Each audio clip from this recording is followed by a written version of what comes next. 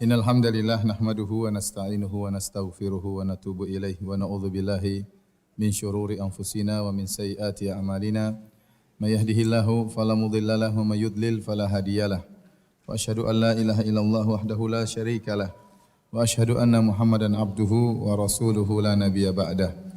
Ya ayyuhalladzina amanu taqullaha haqqa tuqatih wa la tamutunna illa wa antum muslimun. يا أيها الناس اتقوا ربكم الذي خلقكم من نفس واحدة وخلق منها زوجها وبث منهما رجالا كثيرا ونساء واتقوا الله الذي تساءلون به والأرحام إن الله كان عليكم رقيبا يا أيها الذين آمنوا اتقوا الله وقولوا قولا سديدا يصلح لكم أعمالكم ويغفر لكم ذنوبكم ومن يطع الله ورسوله فقد فاز فوزا عظيما أما بعد فإن أصدق الحديث كتاب الله وخير الهدى هدى محمد صلى الله عليه وسلم وشر الأمور محدثاتها وكل محدثة بدعة وكل بدعة ضلالة وكل ضلالة في النار. Hadirin dan hadirat yang dirahmati oleh Allah Subhanahu wa taala, Bapak-bapak dan ibu-ibu yang dimuliakan oleh Allah, ikhwani wa akhwati rahimakumullahu jami'an. Alhamdulillah pada kesempatan kali ini kita diberi kesempatan oleh Allah untuk berkumpul, duduk bermajelis dalam rangka menimba ilmu. Semoga pertemuan kita diberkahi oleh Allah Subhanahu wa taala. Salawat dan salam tercurahkan selalu kepada junjungan kita Nabi Muhammad sallallahu alaihi wasallam dan juga kepada keluarganya serta seluruh sahabat beliau tanpa terkecuali. Topik yang akan kita bahas pada kesempatan kali ini adalah kiat-kiat bahagia di zaman now ya. Zaman now ya, zaman sekarang maksudnya ya. Saya tidak bosan lagi untuk mengingatkan ya, bahwasanya dalam syariat kita tidak boleh mencela zaman ya. Kalau kita menyebut zaman now maksudnya zaman sekarang bukan dalam rangka untuk mencela zaman ya. Karena Allah melarang hal tersebut. Dalam hadis qudsi Allah berkata, "Yu'dhini ibnu Adam yasubbud dahra wa ana ad-dahru uqallibul laila wan nahar." Sungguhnya anak-anak Adam menyakitiku, mereka mencela masa. Padahal aku adalah masa, aku mengatur siang dan malam. Jadi masa tidak boleh dicela, waktu tidak boleh dicela. Karena waktu hanyalah tempat bergulirnya kejadian dan perbuatan manusia. Jadi dia bukan tempat untuk dicela atau dipuji. Yang dicela atau dipuji adalah yang bergulir dalam masa tersebut, yaitu perbuatan-perbuatan manusianya. Karenanya tidak boleh kita mencela zaman, tidak boleh mencela waktu, karena dia tidak punya andil sama sekali dalam terjadi kerusakan atau kebaikan. Yang menimbulkan kerusakan dan kebaikan adalah pelaku zaman tersebut. Makanya Imam Syafi'i rahimahullah berkata, "Naibuz zamana wal aibu fina, fama liz zamani aibun siwana." Kata Imam Syafi'i rahimahullah taala, kita mencela zaman ya, padahal aib celaan ada pada diri kita. Tidaklah ada celah pada zaman kecuali pada diri kita sendiri ya. Jadi kita yang tercela, bukan zamannya. Bukan zamannya. Oleh karenanya tatkala kita mengatakan zaman now bukan maksud kita untuk mencela zaman tersebut, tetapi kita berbicara tentang bagaimana kiat-kiat bisa bahagia di zaman sekarang ini. Kata orang zaman now ya. Ngomong-ngomong istilah zaman now ini kapan munculnya ya? Kayaknya tahun lalu belum ada ya. Tahun lalu belum ada ya. Ya. Hadirin dan hadirat yang dirahmati oleh Allah Subhanahu wa taala.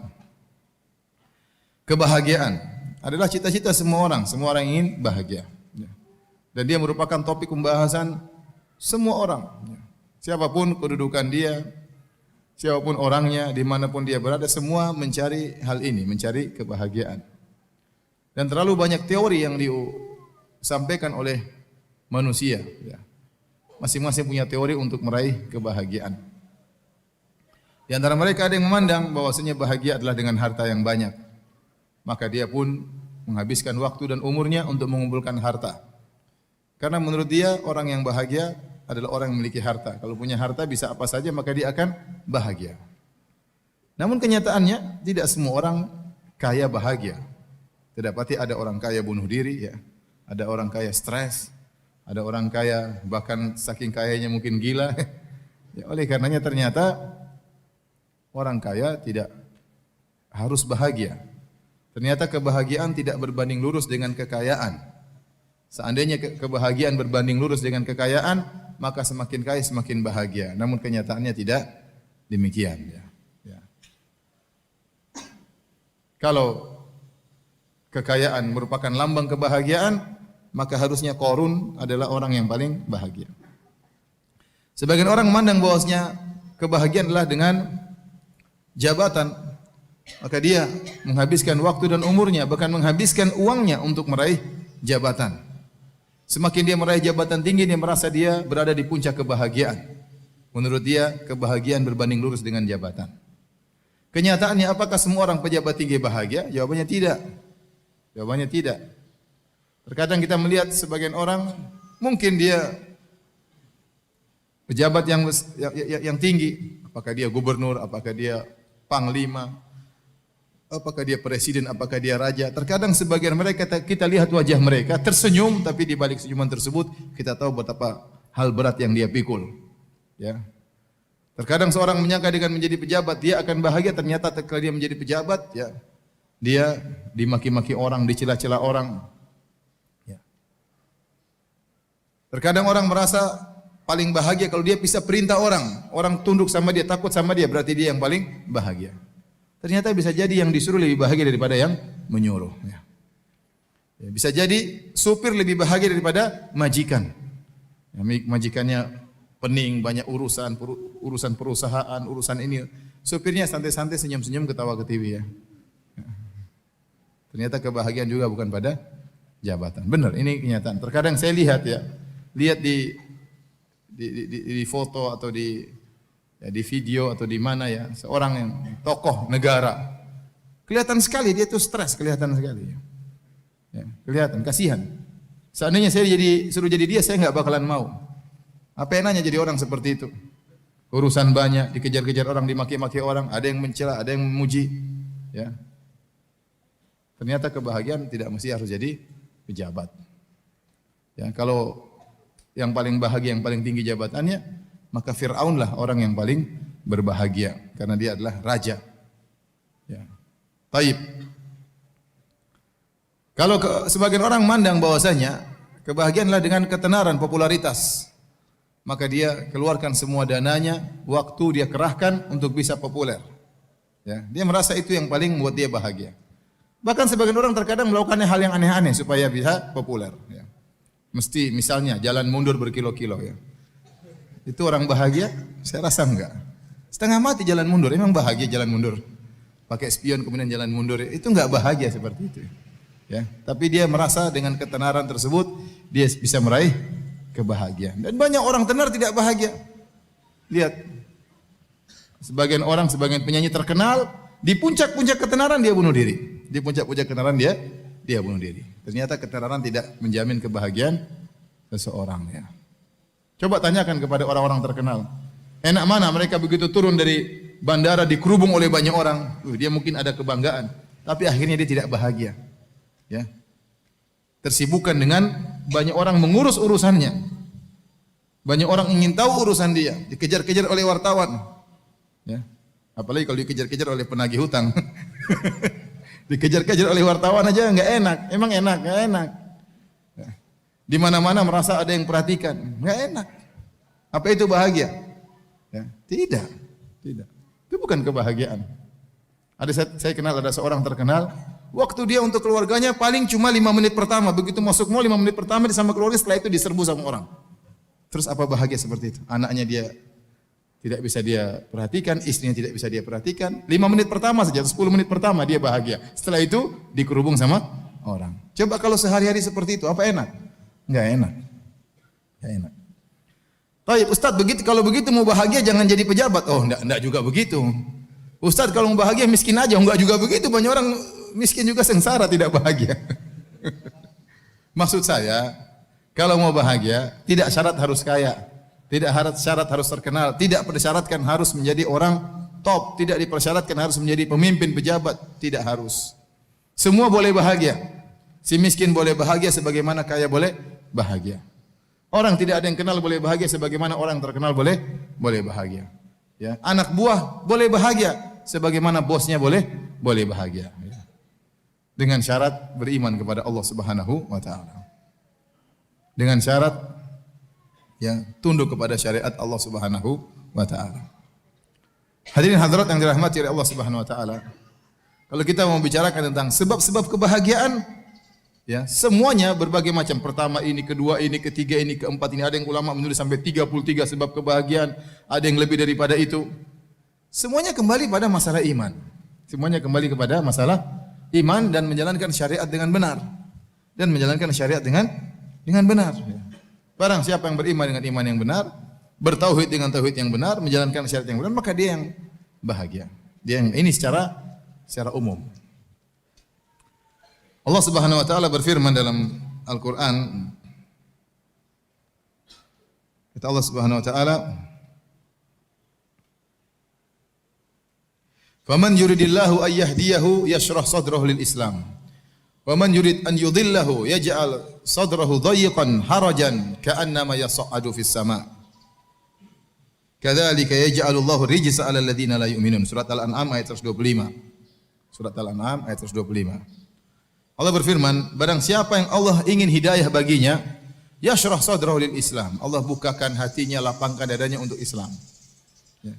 Jadi orang semakin dia beriman, semakin Islamnya kuat, dadanya semakin apa? Semakin lapang. Bahagia itu kan tempatnya di hati. Bahagia tempatnya di hati. Bukan yang zahir, tapi tempatnya di hati. Ya. Tempatnya di hati. Ya. Bisa jadi seorang cacat, bisa jadi seorang sakit, tapi dia bahagia. Kenapa? Karena bahagia tempatnya di hati. Apa kata Syekhul Islam Ibnu Taimiyah rahimahullahu taala? Ma yaf'alu a'da'u bi, apa yang diinginkan dilakukan oleh musuh-musuhku kepadaku, jannati fi sadri, surgaku berada di dadaku. Mereka mau penjarakan saya, surgaku tak saya bawa. Jadi kata Ibnu Taimiyah demikian, apa yang hendak mereka lakukan terhadap saya, ingin menyiksa saya, ingin menjatuhkan saya, enggak ada masalah. Surgaku berada di mana? Di hatiku. Jadi kebahagiaan itu letaknya di hati. Kata Allah, "Wa man yuridillahu faman yuridillahu an yahdiyahu yashrah sadrahu lil Islam." Barang siapa yang Allah ingin berikan ya hidayah kepadanya, Allah lapangkan dadanya. Maka dia dadanya lapang, dia bahagia, tenang. Wa man yurid an yudhillahu, dan barang siapa yang Allah inginkan dia tersesat, yaj'al sadrahu dhayiqan harajan, maka Allah menjadikan dadanya sempit, sesak. Ka'annama yas'adu fis sama', seakan-akan dia berada menuju naik ke atas langit. Ya. Sebagian ulama menyebutkan ini perumpamaan Allah buat 1400 tahun yang lalu. Ya. Allah sebutkan hal ini. Ini perumpamaan cocok sama orang-orang kafir. Kita lihat orang-orang kafir, seakan-akan mereka di puncak kebahagiaan. Tatkala mereka hidup dengan sesuka mereka. Syahwat mereka puaskan sehabis-habisnya, ya. Kemudian mereka melakukan apa yang mereka kehendaki. Seakan-akan mereka hidup dengan kemewahan. Secara zahirnya demikian, tapi belum tentu mereka bahagia, Ya. Seperti orang yang naik di atas gunung. Kalau orang di atas gunung, kita lihat dari bawah, seakan-akan dia di daerah terbuka, bebas. Tapi ternyata dadanya sesak. Kata Allah, ka'annama yas'adu fis sama'. Seperti orang yang naik ke arah langit. Semakin naik ke atas, semakin sulit untuk apa? Bernapas. Yang dari bawah lihat seakan-akan dia dalam kondisi tentram, luas. Ternyata dadanya sesak. Orang-orang kafir juga demikian. Ya. Orang kafir juga demikian. Kita lihat orang kafir, seakan-akan mereka sepuas-puasnya. Dunia mereka pegang. Apakah mereka bahagia? Tidak. Mereka tidak bahagia. Allah berikan kesengsaraan dalam hati mereka. Kata Allah Subhanahu wa taala, "Wa man a'rada an dzikri fa inna lahu ma'isyatan dhanka." Barang siapa berpaling dari peringatanku, maka baginya kehidupan yang menyesakkan, kehidupan yang sengsara di dunia itu. Di dunia kehidupannya sengsara. Baik, subhanallah, kita coba antum pergi ke negara-negara kafir, ke Eropa, antum lihat ya. Orang kafir bagaimana kehidupan mereka. Dunia toh isinya ya. Tempat-tempat ibadah mereka kosong. Lonceng dibunyikan, teng, teng, teng, nggak ada yang datang. Kalau orang jauh dari Tuhannya, bagaimana dia mau bahagia? Nggak usah kita bicara tentang orang jauh, kita bicara tentang diri kita. Dulu kita waktu tenggelam dalam maksiat, Ada kelezatan kita rasakan, tapi itu bukan kebahagiaan. Orang berzina lezat. Orang memiliki keharaman-keharaman, minum mabuk, teler, ada kelezatan dia rasakan. Morfinis ada kelezatan dia rasakan, tapi tidak ada kebahagiaan, tidak ada kebahagiaan. Orang selingkuh ya dia merasakan kelezatan. Maksiat ada kelezatannya, tidak kita pungkiri, ada kelezatan. Orang berzina, orang selingkuh, orang minum khamar, mungkin macam-macam, ada kelezatan dia rasakan, tapi tidak ada kebahagiaan. Setelah selesai dari maksiat, hatinya kering. Hatinya kering. Hatinya sengsara. Ya. Kita dulu pernah mungkin melakukan kemaksiatan. Kita rasakan hal tersebut. Setelah kita mengenal pengajian, setelah kita mulai baca Quran, setelah kita mulai sholat, baru ada keterangan kebahagiaan yang kita rasakan luar biasa. Yang dulu tidak pernah kita rasakan. Ini baru orang bermaksiat, sengsara hatinya. Bagaimana lagi dengan orang-orang yang kufur kepada Allah, yang musyrikin, apalagi sampai ateis. Bagaimana kehidupan mereka? Mereka lebih sengsara. Ya. Meskipun tampaknya mereka kelihatannya happy-happy, tapi tidak, hati mereka sengsara. Ini yang bilang Allah Subhanahu wa taala. Dan ada yang kita lihat dari kesengsaraan mereka. Saya lihat, kita ke Eropa, lihat ada perbedaan mencolok antara kaum muslimin dengan orang-orang kufar. Ya. Meskipun secara ekonomi orang-orang kafir lebih kaya raya. Tetapi saya lihat ya, lihat orang-orang Islam kalau berjalan bawa anak 2, 3 mobil ya, wanita-wanita berjilbab, naik mobil ada anak-anak. Orang kafir kita lihat enggak ada yang bawa anak-anak, hampir tidak ada. Bawa anjing 1 ekor, 2 ekor. Ini saya cerita kenyataan ya, 1 ekor, 2 ekor ya. Ya. Orang tua di sana, orang tua orang Islam ada yang ini, ada yang orang kafir yang tua jalan sendiri. Jalan sendiri ya. Entah anaknya kemana, entah cucunya kemana. Ya. Betapa bahagianya orang Islam mendapati punya anak banyak, bahagia lihat anak. Apalagi anaknya apa? Berbakti, bahagia luar biasa. Sementara mereka banyak yang tidak mau nikah, tidak ingin punya anak. Kalau sudah punya anak, anaknya juga tidak ngurusin mereka. Kalau anaknya sudah umur 17, 18, pisah. Sudah. Entah ibunya ditengok atau tidak. Kalau sudah tua, ibunya semua jadi dimasukkan dalam rumah jompo. Kalau orang tuanya sakit, terkapar di rumah sakit, nggak ada yang tengok. Kasihan. Kesengsaraan tersendiri. Orang Islam tidak demikian.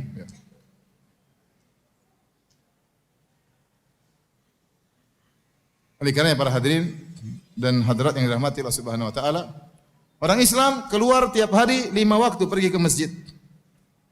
Mereka orang kafir juga keluar 3 kali sehari. Kenapa? Bawa anjing ya. Karena anjingnya harus beol ya. Di luar. Mereka ambil ini kotorannya. Orang Islam di rumah anak-anak kumpul semua, loncat sana, loncat sini, loncat sini. Mereka enggak. Kasihan. Kasihan. Padahal punya anak banyak itu nikmat luar biasa. Saya punya anak 5 saja saya bahagia luar biasa. Bagaimana kalau anak saya 30?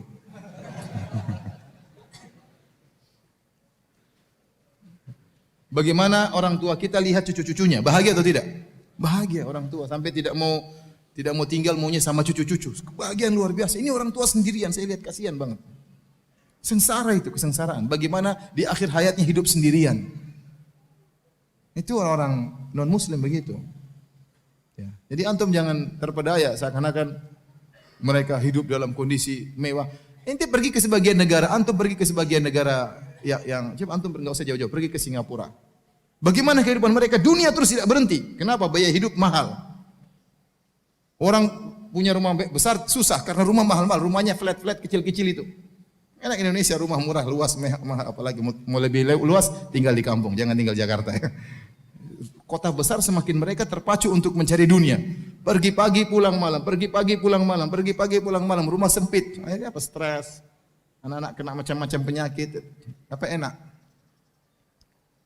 Jadi saya katakan bahwasanya ya, Allah memberikan kebahagiaan bagi orang beriman luar biasa yang tidak pernah dirasakan oleh orang-orang non-muslim. Hidup mereka sengsara meskipun tampaknya mereka happy. Teman-teman yang kerja di sebagian negara kafir cerita, jadi super grab. Jadi ngantar-ngantar mereka. Sampai sering tanya, Ustaz gimana Ustaz? Saya sering bawa grab, orang-orang kafir ini bawa ke bar. Jadi kalau sudah Jumat malam mereka sudah Surga mereka, pergi Jumat malam, teler, pulang sudah kayak hewan sudah. Kayak teler sudah. Itu apa? Zina, khamar, itu kehidupan mereka, kebahagiaan mereka di situ. Dan saya katakan itu bukan bahagia, itu kelezatan, benar. Minum khamar lezat, zina itu lezat, tapi itu bukan bahagia. Bahagia tempatnya di hati, bahagia tidak hilang. Bahagia tidak hilang. Ada pun itu cuma kelezatan jasmani seperti itu. Gonta-ganti pacar, suami istri, suaminya selingkuh, istrinya selingkuh. Sana tidak nikah, punya partner, ya, coba hidup tidak mau nikah. Banyak di antara mereka enggak mau nikah, partner saja, punya partner, kumpul kebo, ya, nanti daftar ke mana, ke RT, Pak ini kebo saya yang baru. Terkadang kebo ini sampai tua, terkadang kebonya setengah jalan diganti kebo yang lain. Dan itu banyak terjadi di sana. Apa kehidupan bahagia seperti ini? Mana kebahagiaan seperti ini? Sehingga banyak di antara mereka yang bunuh diri. Banyak, tidak kuasa. Hati mereka tidak kuat melihat, mendapati sedikit permasalahan, tidak kuat hati mereka. Karena mereka tidak beriman dengan Allah. Tidak beriman dengan takdir. Lemah kekuatan mereka. Iman tidak kuat. Sedikit-sedikit bunuh diri. Sedikit stres, sedikit obat penenang, sedikit-sedikit. Itulah kehidupan mereka. Itulah kehidupan mereka. Jadi antum jangan terpedaya. Lihat orang. Lebih bahagia antum ya. Lebih bahagia antum ya. Sekali lagi, jadi kalau kita berbicara tentang sebab-sebab kebahagiaan, maka semuanya bermuara pada beriman kepada Allah dan menjalankan syariat Allah Subhanahu wa taala. Semakin kita beriman kepada Allah, semakin menjalankan syariat Allah, maka Allah akan berikan kebahagiaan kepada kita. Tapi kita ingin rinci ya, agar lebih mudah dipahami, apa sih sebab-sebab kebahagiaan tersebut. Yang pertama saya bilang, sebab utama seorang bahagia tatkala dia mengikhlaskan ibadahnya karena Allah, tatkala dia memurnikan tauhidnya, itu orang paling bahagia. Tatkala dia menggantungkan hatinya seluruhnya kepada Allah Subhanahu wa taala, tatkala dia tawakalnya kepada Allah Subhanahu wa taala. Dia yakin bahwasanya kebahagiaan dia Allah yang menjamin. Dia yakin rezeki dia Allah yang menjamin. Dia tahu bahwasanya segala sesuatu Allah yang menentukan. Maka selalu dia menggantung hatinya kepada Allah Subhanahu. Orang ini paling bahagia. Orang ini paling bahagia. Apapun kondisinya, kaya, miskin, terkenal enggak terkenal, pejabat atau bawahan, kalau tauhidnya semakin mantap, maka dia semakin bahagia. Kata Allah Subhanahu wa taala, "Alladzina amanu wa lam yalbisu imanahum bidzulmin, ulaika lahumul amnu." Orang-orang yang beriman dan tidak mencampurkan keimanannya dengan kesyirikan, ulaika lahumul amnu, maka bagi mereka keamanan. Ketentraman, ulaika la amnu, ulaika lahumul amnu. Amnu itu ketentraman, kenyamanan. Wa hum muhtadun, dan mereka mendapat hidayah. Semakin Anda menguatkan tauhid Anda akan semakin tentram, semakin aman, semakin nyaman. Itu sudah. Nah, kita katakan tauhid berbanding lurus dengan kebahagiaan. Sudah jelas itu. Tauhid berbanding lurus dengan kebahagiaan. Semakin Anda pelajari tauhid dengan baik, semakin Anda mengenal siapa Tuhan Anda, semakin Anda tidak mengharapkan pujian dari manusia, semakin Anda tidak mengharapkan sanjungan dari manusia, semakin ikhlas, semakin Anda menyembunyikan amalan Anda yang tahu hanyalah Allah, berarti Anda bahagia. Berarti Anda fokus kepada Allah, Allah akan fokus sama Anda. Allah akan fokus sama Anda. Ya, jadi ini sebab utama bertauhid kepada Allah Subhanahu wa taala. Orang semakin ria, semakin sengsara. Semakin mencari perhatian manusia, semakin disanjung oleh manusia, dia semakin sengsara. Hidupnya dibangun di atas mencari sanjungan dan pengakuan dari orang lain. Orang ini tidak bahagia. Orang ini tidak bahagia. Mau beramal soleh, dia harus pamer terlebih dahulu. Ya. Kasih tahu orang, saya mau begini. Sedang beramal soleh, dia pun liput, kemudian dia masukkan di Facebook agar dikomentari. Kalau tidak ada yang komentari, sakit hatinya. Ya. Jadi kalau ingin bahagia, orang paling ikhlas itu orang paling bahagia. Maka latih diri Anda untuk ikhlas. Jangan suka ceritakan amalan perbuatan sendiri. Sebisa mungkin kita boleh ceritakan kalau ada maslahatnya untuk motivasi, misalnya untuk ada maslahat enggak apa-apa. Tapi hukum asalnya seorang berusaha menyembunyikan amal solehnya. Semakin dia bertauhid, semakin dia ikhlas, semakin dia bertawakal kepada Allah, semakin dia menggantungkan hatinya kepada Allah, ya, maka dia akan bahagia. Allah akan berikan dia kebahagiaan. Baik. Di antara sebab-sebab kebahagiaan, terutama di zaman now, ya, zaman sekarang yang di mana media sosial begitu luar biasa gencarnya dengan berbagai macam bentuknya dan fiturnya. Ya. Subhanallah ya. Kita benar-benar diserang oleh media sosial. Ya. Sehingga orang akhirnya ketergantungan dengan media sosial. Benar-benar HP itu adalah jantungnya. Kalau dia pergi dari rumah HP tidak dia bawa, dia bingung. Dia pulang lagi harus bawa HP. Kalau istrinya ketinggalan enggak ada masalah. Jangan sampai HP-nya ketinggalan. Jadi benar-benar seorang terbelenggu dengan media sosial. Ada Facebook, ada Twitter, ada Instagram, ya. Ada apa lagi? Telegram, apa lagi? Ya. Telegram ada tidak? Apa? Coba Facebook terus apa? Instagram terus Twitter terus YouTube. WhatsApp jangan, WhatsApp saya juga suka.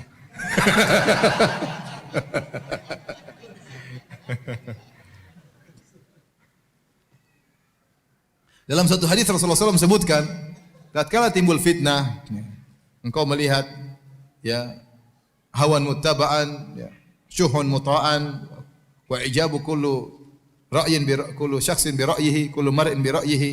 Engkau melihat hawa nafsu diikuti, rasa pelit yang ditaati, orang masing-masing ujub dengan perkataan dia. Sekarang zaman seperti itu ada orang seperti itu. Orang komentar bangga dengan komentarnya, wah tuh berbagai macam lah. Nabi mengatakan, alaika bi khosati nafsik. Maka sibukkanlah dengan privasimu. Sibukkanlah dengan privasimu. Ya ikhwan, sejauh mana kita meninggalkan privasi kita, sejauh itu kebahagiaan akan hilang dari kita. Ya. Ustaz, berarti kita enggak boleh ngurus orang banyak? Boleh kalau Anda memang berkompeten di situ, silakan. Kalau Anda jadi gubernur yang baik, benar-benar habiskan waktu untuk mengurus masyarakat, insya Allah Allah kasih kebahagiaan. Anda memikirkan kebahagiaan orang lain, Allah akan kasih bahagia sama Anda. Al-jaza' min jinsil amal. Balasan sesuai dengan perbuatan. Orang sibuk ngurusin anak yatim, enggak apa-apa, sibukin diri, enggak apa. Berarti itu perkara Anda yang Anda perhatikan. Anda ingin memberikan kebahagiaan kepada orang lain, Allah akan berikan kebahagiaan kepada Anda. Tapi yang maksud saya ini yang jadi masalah, yang ngurus urusan yang bukan urusan dia. Ya. Pingin tahu segala urusan, pingin tahu segala berita, pingin tahu segala informasi. Padahal bukan urusan dia.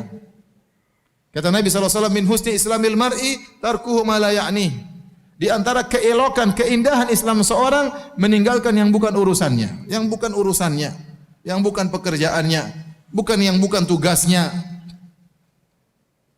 Sekarang ada seorang misalnya, taruhlah, ya, kerja entah mungkin jualan es cendol, mungkin jualan sayur, di Facebook, Instagram semua dia ikuti, berita-berita semua dia ikuti. Buat apa ya akhi? Sudah urus itu sayur dengan baik, urus itu es cendol dengan baik, ya, urus itu toko dengan baik. Bukan urusan Anda untuk mengetahui segala permasalahan. Ustaz, tapi kita kayak ingin tahu berita. Saya bilang, saya ini sudah mencoba. Saya ingin tahu banyak berita. Benar ada manfaatnya. Manfaatnya ada, tapi kemudaratan lebih besar. Waktu terbuang. Sekarang waktu kita, saya tanya antum, waktu kita untuk Facebookan banyak atau tidak? Banyak. Apalagi sudah masuk lihat berita, sudah pegang HP enggak berhenti. Berita. Kiriman dari teman. Nanti punya teman 1000 orang. Satu hobi makan, satu hobi mancing, satu hobi ini. Dia kirim berita semua kita. Ente buka berita mancing, berita makan, berita ini. Berita kecantikan, berita kue, berita jualan, berita online, berita politik, ya, berita kesehatan. Ya, baca terus, nggak terasa 1 jam lewat, 2 jam lewat. Belum kalau sudah masuk dalam perdebatan, komentar, baca komentar, naik lagi, scroll bawah, scroll atas. Waktu habis banyak. Debat lagi sama orang di situ di Facebook, debat bantah-bantahan, ternyata yang didebat bencong. Habis waktu. Facebook ini bikin waktu habis banyak ya. Saya saja mau niatnya untuk dakwah saja terjebak juga seperti itu. Apalagi yang niatnya cari akhwat. Ya, mana waktu kita terbuang. Bagaimana mau bahagia? Ente mau bahagia itu bukan dengan dengar banyak berita. Sebagian orang putar depan TV, berita ini, TV ini, pembunuhan, perampokan, pemerkosaan. Kira-kira bahagia enggak gitu? Kira-kira ente secara logis bahagia enggak orang seperti itu? Ini mas duduk mas duduk. Mas, suaminya juga ketakutan. Panggilan aja lagi nonton, semuanya nonton. Gimana? Apa bahagia seperti itu? Ini kan buat hati-hati Ustaz. Benar, saya bilang tadi, bukan berarti enggak ada manfaat, ada manfaatnya. Tapi mudaratnya terlalu besar. Habis waktu dengar berita yang macam-macam, dengar kerusakan, aduh kasihan. Timbul was-was yang berlebih-lebihan, timbul ketakutan yang berlebih-lebihan. Kurang tawakal kepada Allah Subhanahu wa taala. Setelah saya timbang-timbang, saya pikir, sudahlah saya tinggalkan itu semua. Ini saya pribadi saya. Antum mau ikut silakan, enggak juga enggak apa-apa. Akhirnya sudahlah. Facebook saya masih tahan ya. Kenapa? Karena saya dihack, Facebook saya dihack. Jadi saya enggak bisa punya teman, tidak ada informasi juga yang masuk di wall saya. Yang akun sudah enggak bisa saya pakai kecuali yang wall, yang halaman ya. Yang masuk dalam berita saya cuma tulisannya Ustaz Arifin Badri. Saya enggak tahu kenapa, yang lain kok enggak bisa masuk. Setiap Ustaz Arifin Badri nulis status masuk ke wall saya. Sudah alhamdulillah. Saya cuma masukkan apa yang saya ingin masukkan, setelah itu saya tinggal nunggu saja ya. Kalau Twitter sudah saya berlepas tangan, saya kasih kawan sudah, biar dia yang susah ngurus Twitter saya. Saya udah enggak mau ya. Kawan itu ada hadir di sini juga ya. Selamat berjuang. Dulu saya suka Twitter, lihat sini berita Saudi, berita ini, berita senang Indonesia macam-macam. Ya subhanallah. Saya berkesimpulan kalau ada sesuatu yang penting akan sampai juga kepada saya. Daripada saya mencari yang penting di antara 100 yang tidak penting. Cek satu-satu. Belum tentu penting bagi saya. Kalau ada yang penting pasti ada yang kasih Ustaz, ada kejadian ini ya udah. Tanpa harus saya ikuti media sosial, saya bisa tahu perkara yang penting untuk saya ketahui. Jadi waktu kita habis untuk untuk media-media sosial, akhirnya banyak kebahagiaan yang kita tumbalkan.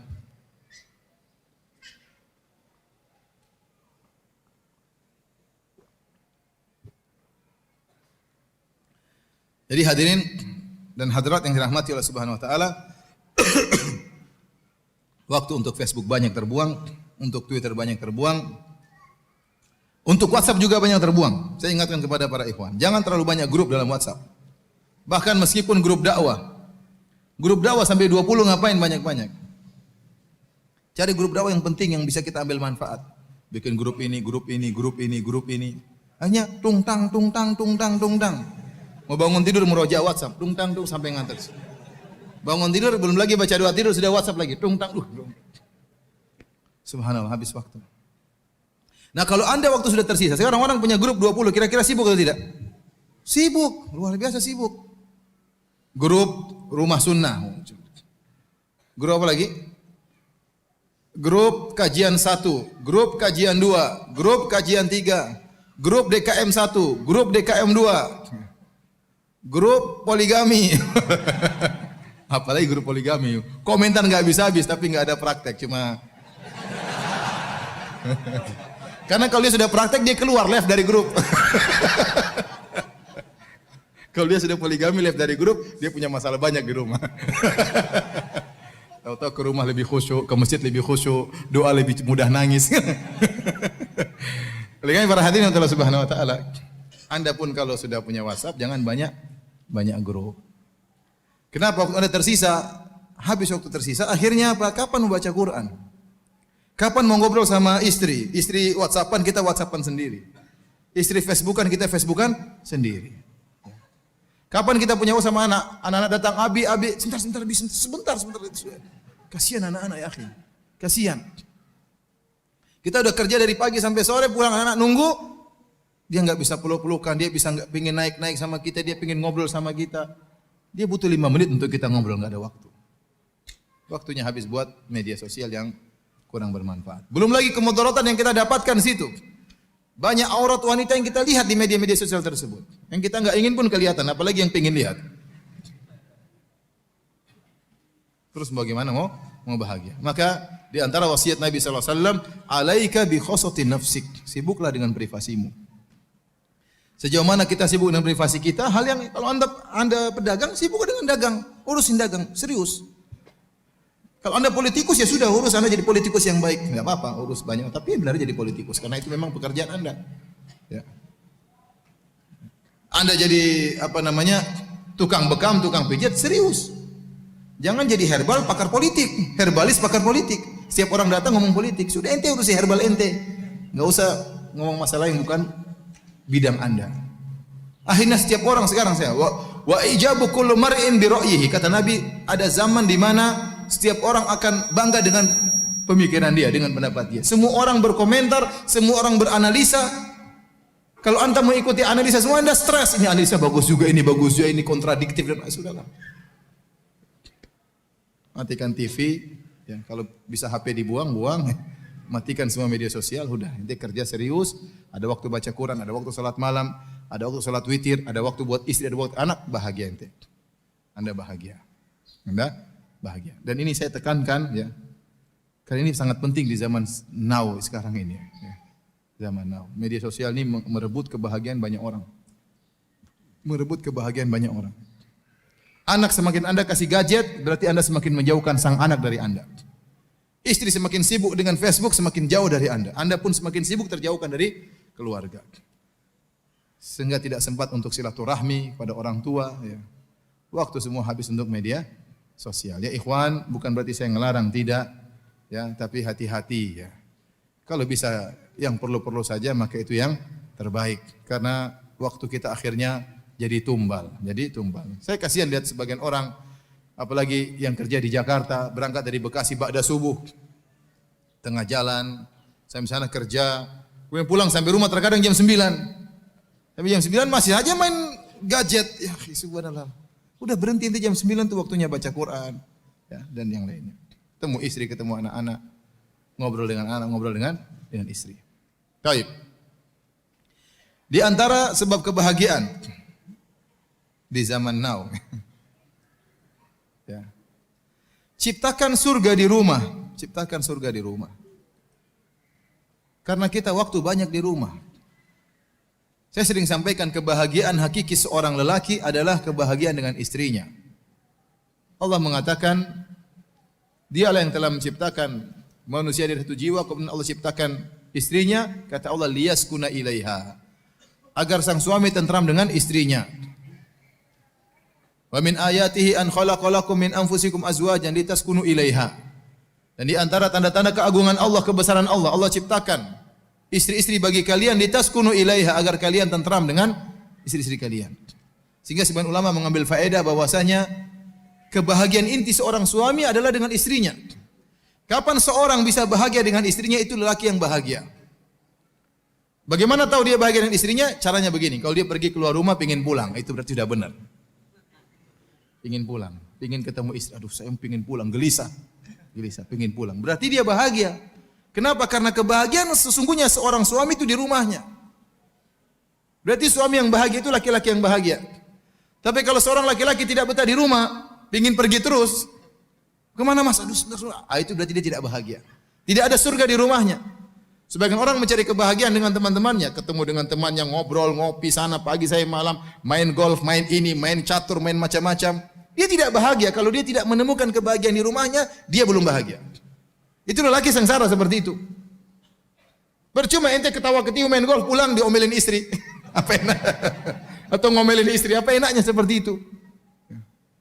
Tapi kalau Anda pergi dari rumah, tahu-tahu rindu ingin pulang ke rumah, itu benar, berarti sayang sama istri, berarti ada kebahagiaan. Sampai di rumah ngobrol sama istri asyik, berarti benar. Kalau belum asyik, belum ingin pulang, ada yang salah. Entah istri ente yang salah atau istri Anda yang salah. Ya. Jadi saya bilang ikhwan, suami laki yang bahagia, laki yang menemukan kebahagiaan apa? Di rumahnya. Apalagi rumahnya 4 bahagia semua ya. Satu aja sudah bahagia, apalagi rumahnya 4 bahagia semua. Ibu-ibu nanti tersinggung ya. Ini bercanda aja ibu-ibu ya. Baik, ya, jadi ingat hal ini, harus ada waktu buat istri. Sebagian orang mencari kebahagiaan, kesuksesan dunia, dia menjadikan bisnisnya nomor 1, pekerjaannya nomor 1, cita-citanya itu menumbalkan kebahagiaan anak istri. Ini salah. Saya sering sampaikan cerita, saya ketemu dengan seorang kaya, kebetulan satu orang kafir. Sering keluar negeri, sini rumah juga rumah, di perumahan kaya. Terakhir ngobrol-ngobrol dia bilang ada satu yang hilang dari saya. Saya kurang dekat sama anak-anak sampai sekarang. Anak-anak saya kasih dunia semua, namun tidak yang datang jenguk saya, peluk-peluk saya, enggak ada kata dia. Enggak ada. Dia sibuk cari harta, anaknya semua dipenuhi. Setelah besar, anak yang sudah besar semua enggak ada yang dekat sama dia. Dia kehilangan kebahagiaan di situ. Jadi jangan sampai kita mencari harta, ingin cari sukses, cari jabatan, akhirnya kebahagiaan anak istri kita jadi tumbal dan akhirnya kita sendiri yang tidak bahagia. Kita sendiri yang tidak bahagia. Ada satu masa kita lewat, kita tidak rindu ke rumah, berarti perbaiki. Coba, Ustaz kalau ngobrol sama istri enggak enak, coba ciptakan bagaimana ngobrol sama istri yang enak. Ustaz kalau saya ngobrol sama istri saya enggak nyambung-nyambung. Ente turunin level ente. Kalau tahu istri enggak nyambung, jangan bicara yang tinggi-tinggi, bicara rendah-rendah saja. Jangan bicara yang aneh-aneh. Sungguhnya di dunia yang problematika, ngomong bahasa susah gimana istri yang paham. Era ini era globalisasi bilang istri nggak paham, sudah nggak usah bicara macam-macam. Turun level Anda, ngobrol sama istri yang nyambung, jadi asik gimana caranya. Pasti ada yang asik. Kalau nggak asik terus ente yang nggak beres berarti.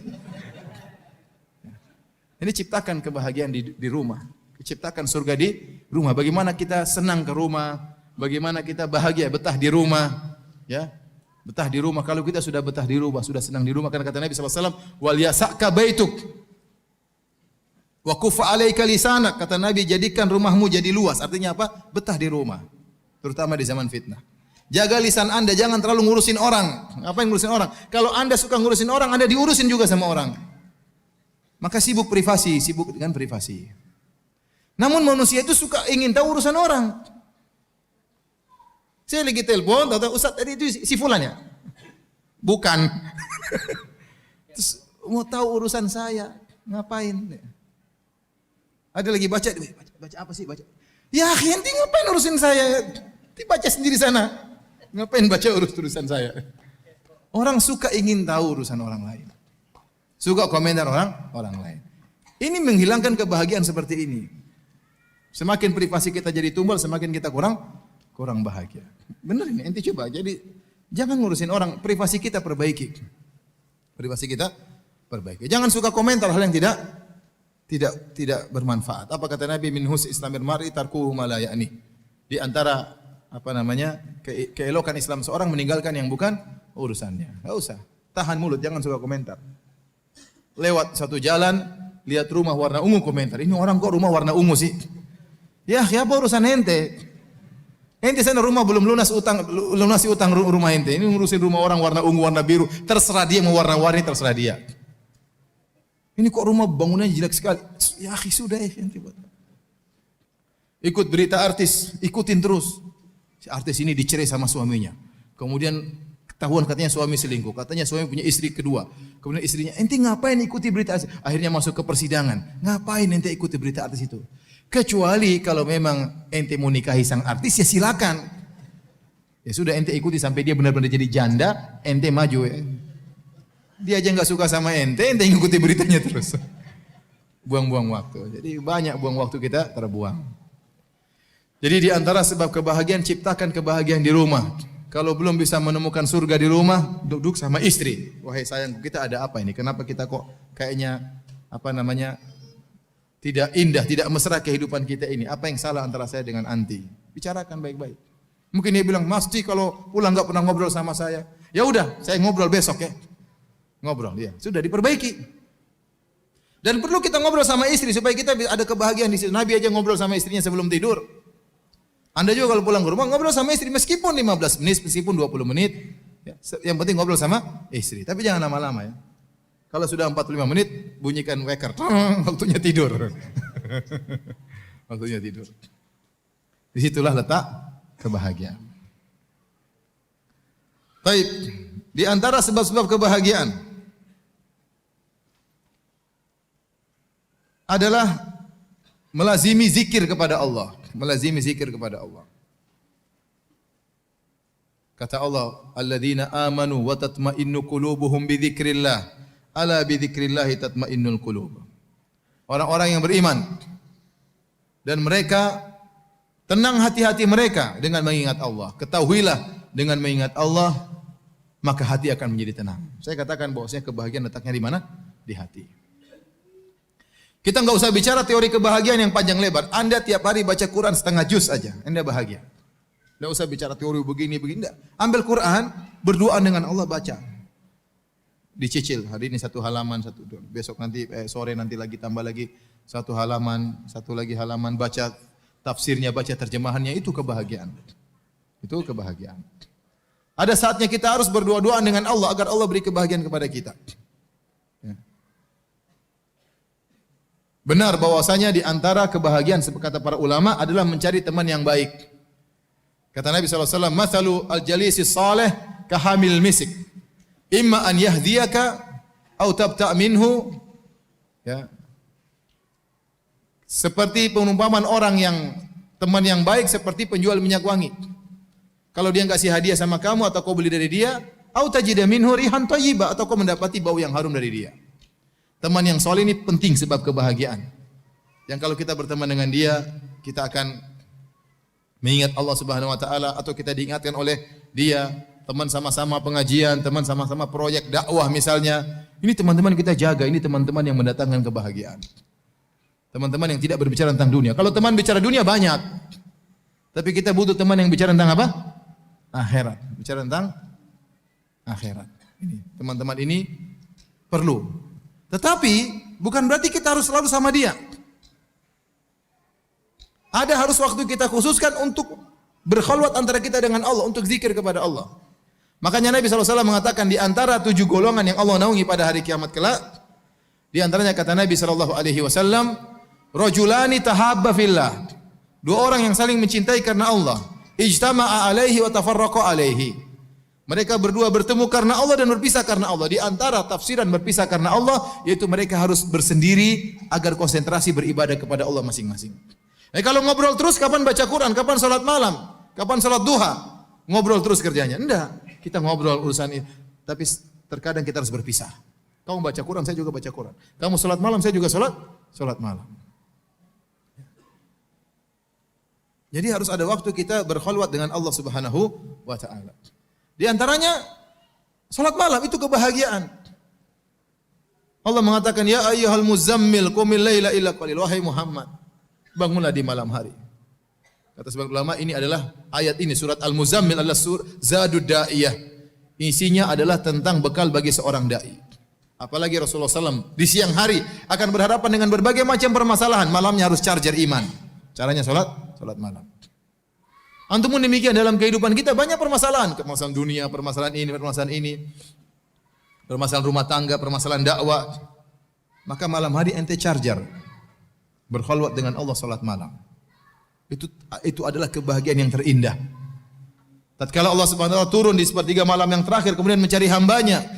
Hal min da'in fastajiba lahu. Hal min sa'ilin fa'utiya su'lah.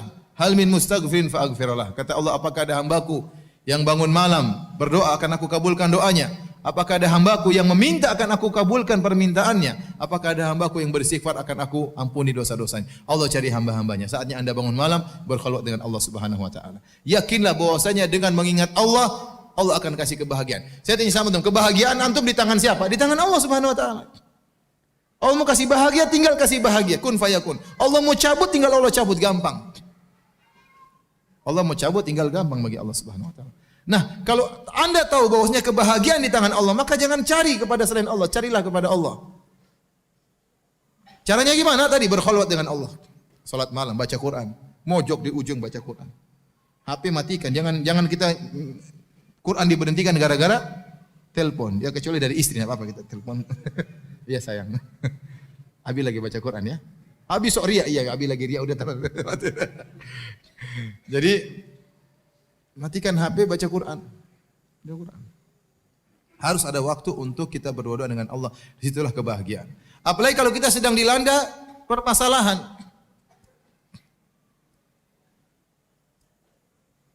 Kata Allah, wasta'inu bis-sabri was-salat. Jadikanlah sabar dan salat sebagai penolong Anda. Waktu Nabi dikata-katain oleh kaum musyrikin dengan tuduhan yang macam-macam, Nabi sebagai manusia dadanya juga sesak, diomong-omongin macam-macam. Kata Allah, "Wa laqad na'lamu annaka yadhiqu sadruka bima yaqulun." Sungguh kami tahu bahwasanya dadamu sempit wahai Rasulullah atas apa yang mereka ucapkan. Nabi dibilang pendusta, dibilang dukun, dibilang penyihir, dibilang orang gila, macam-macam, dan itu menyakitkan hati Nabi. Mungkin lebih daripada pukulan. Perkataan itu menyakitkan, tuduhan yang tidak-tidak, apalagi tidak dilakukan oleh Nabi sallallahu alaihi wasallam. Bagaimana jalan keluarnya? Allah suruh berzikir. Wasbir ala ma yaqulun wasabbih bihamdi rabbika qabla tulu'i syamsi wa qabla ghurubiha. Kata Allah, sabarlah engkau atas apa yang mereka ucapkan dan bertasbihlah kepada Allah sebelum terbit matahari dan sebelum terbenam matahari. Zikir pagi petang. Anda ingin bahagia, lazimi zikir pagi petang. Tapi benar-benar pahami maknanya. Benar-benar direnungkan tatkala membaca zikir pagi petang. Allahumma anta rabbi la ilaha illa anta. Benar-benar ya. Bagaimana pernah saya ceramahkan di Masjid Al-Ikhlas tentang fikih zikir pagi petang. Berusaha Anda lazimi zikir pagi petang. Jangan lupa setiap hari salat duha. Itulah kebahagiaan. Enggak usah teori banyak. Salat malam, salat duha, zikir pagi petang, baca Quran, selesai. Sisanya ada waktu bersedekah, sisa adanya waktu berbakti sama orang tua, tapi rutin harian itu tadi. Kebahagiaan Anda melangkahkan kaki menuju masjid, salat berjamaah, itu kebahagiaan. Karena teori kebahagiaan itu mudah, yang penting Anda praktekkan. Ya, ini diantara kebahagiaan, harus ada waktu untuk berzikir kepada Allah. Kata Allah, "Fazkuruni azkurkum." Berzikirlah kepadaku, ingatlah aku akan mengingat engkau, kata Allah Subhanahu wa taala. Sungguh bahagia kalau seorang sudah diingat secara khusus oleh Allah Subhanahu wa taala. Baik. Ini diantara sebab-sebab kebahagiaan adalah sering berzikir. Dan saya tidak bosan-bosannya juga mengingatkan. Zikir itu ibadah yang sangat mudah. Anda bisa berzikir dalam kondisi berdiri. Anda bisa berzikir dalam kondisi duduk. Anda bisa berzikir dalam kondisi berbaring. Kalau dalam kondisi tidur ya enggak ya. Berbaring bisa berzikir. Subhanallah, alhamdulillah, Allahu akbar. Berdiri, duduk. Orang kalau sudah biasa berzikir, naik mobil dia berzikir. Apalagi kalau dia punya hafalan Quran. Ya. Ada seorang, saya pernah dengar seorang ceramah. Dia wasiatkan kepada para jamaah untuk hafal Quran. Akhirnya ada seorang sudah tua, dia hafal 5 juz. Setelah 2 tahun atau berapa tahun kemudian ketemu Syekh itu lagi. Dia bilang, "Syekh, jazakallah khair, Syekh. Kamu dulu ingatkan saya, sekarang saya punya 5 juz. Berapa banyak waktu saya manfaatkan. Saya pergi ngantar anak baca Quran, pulang baca Quran." Ya. Kenapa? Ada yang dibaca. Ada yang dihafalkan. Kalau orang punya hafal Quran itu, hafalan Quran, dia mulutnya bisa jalan terus berzikir kepada Allah Subhanahu wa taala. Ustaz, kalau tidak hafal Quran ya sudah zikir yang lain. Subhanallah, walhamdulillah, wala ilaha illallah, Allahu akbar, wala haula wala quwata illa billah. Astaghfirullah, astaghfirullah, astaghfirullah. Nikmati zikir tersebut. Mungkin pertama berat, lama-lama kita nikmati zikir tersebut. Lama-lama kita nikmati zikir tersebut. Dan ini kebiasaan yang kurang hidup di tanah air kita. Di tanah air kita ini kalau mau zikir ngumpul dulu rame-rame baru zikir. Harusnya enggak harus demikian. Ente jalan sendiri berzikir. Naik motor berzikir, naik mobil berzikir. Kalau ada waktu kosong berzikir. Makanya Syekh Utsaimin rahimahullah berkata, ibadah yang ringan sangat mudah, pahalanya besar, zikir, namun banyak orang tidak melakukan. Banyak orang tidak melakukan. Padahal zikir tersebut mendatangkan ketenangan. Ya, Allah berikan keterangan bagi orang yang banyak berzikir kepada Allah Subhanahu wa taala. Baik.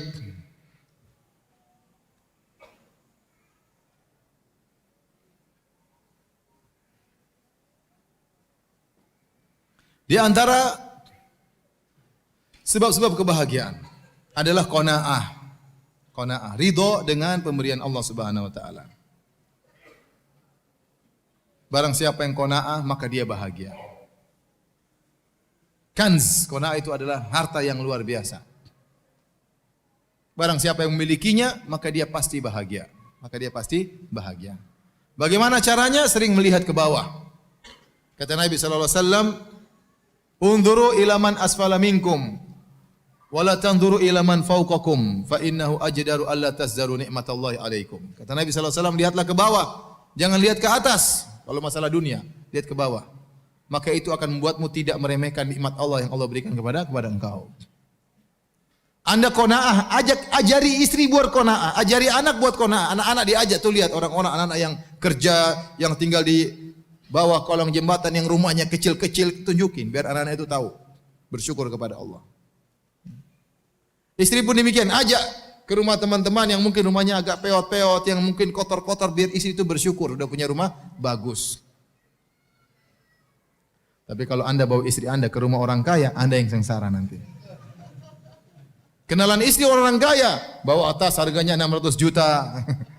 Saya pernah ditanya, sudah lama berapa tahun lalu, saya ditanya sama jamaah, Ustadz bagaimana hukumnya membeli tas harganya 600 juta, tapi saya sudah bayar zakat, saya sudah bersedekah di tetangga. Saya bilang enggak boleh. 600 juta itu mubazir, tas buat apa? Fungsinya apa 600 juta?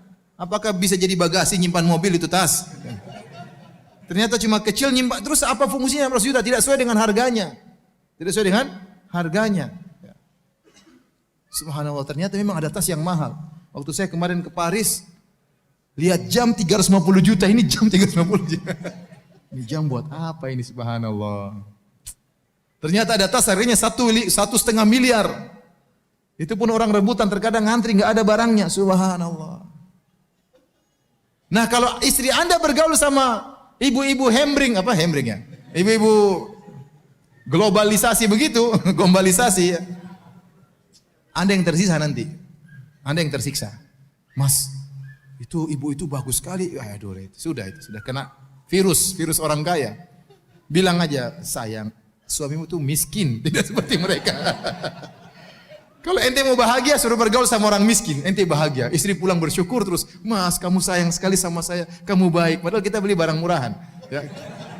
Kenapa? Karena ente buat dia bergaul sama orang miskin. Tapi kalau ente kasih salah pergaulan, bergaul sama orang kaya, waduh, itulah. Itu nasib ente sudah.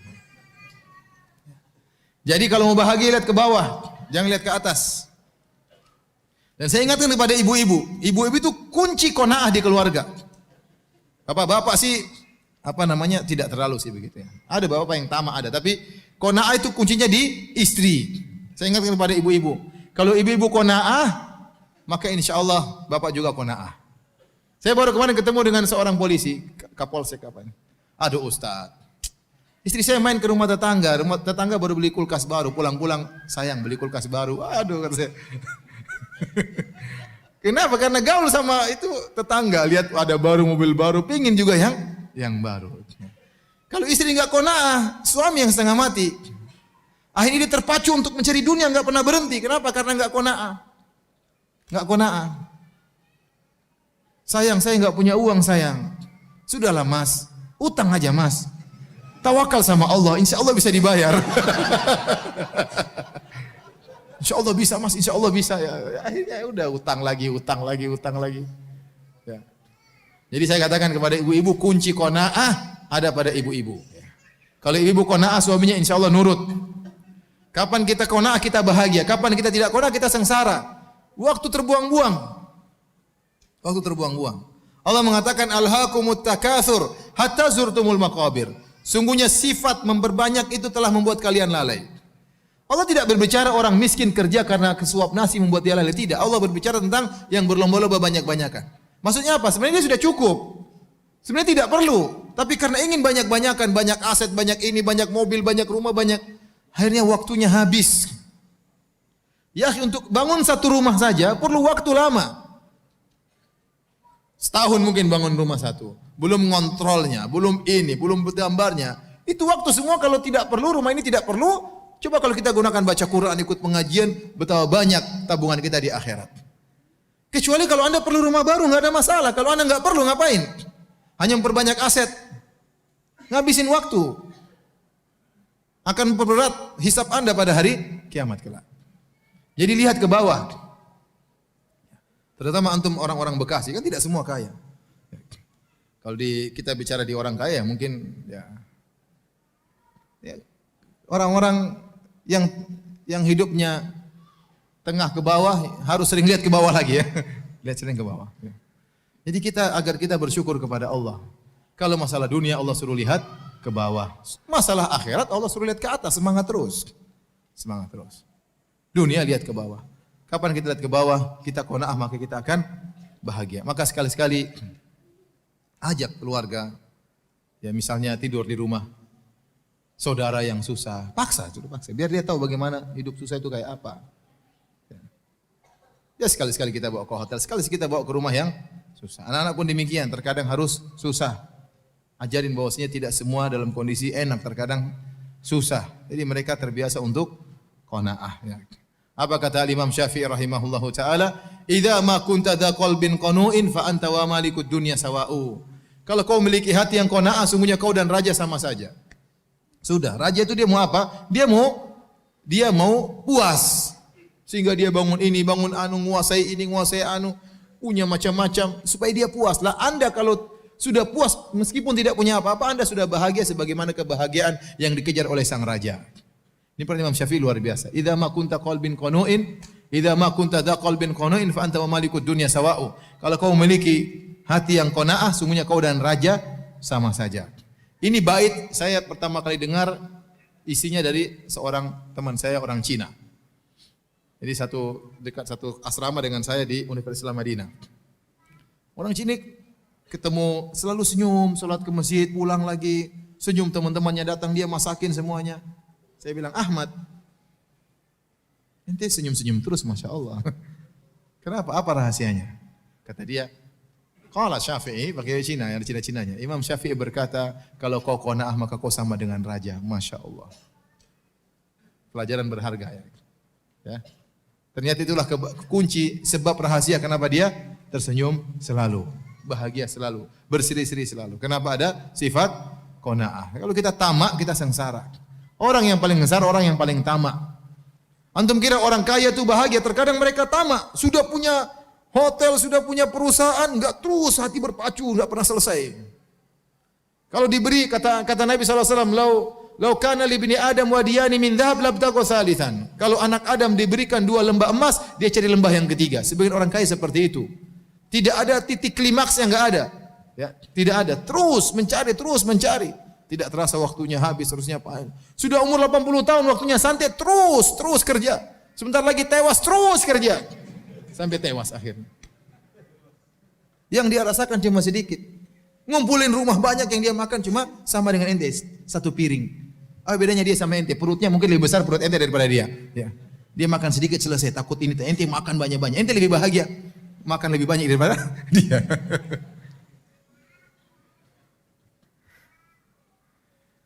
Karenanya di antara kebahagiaan suruh lihat ke bawah, jangan terpedaya dengan yang di atas. Jangan terus lihat ke atas.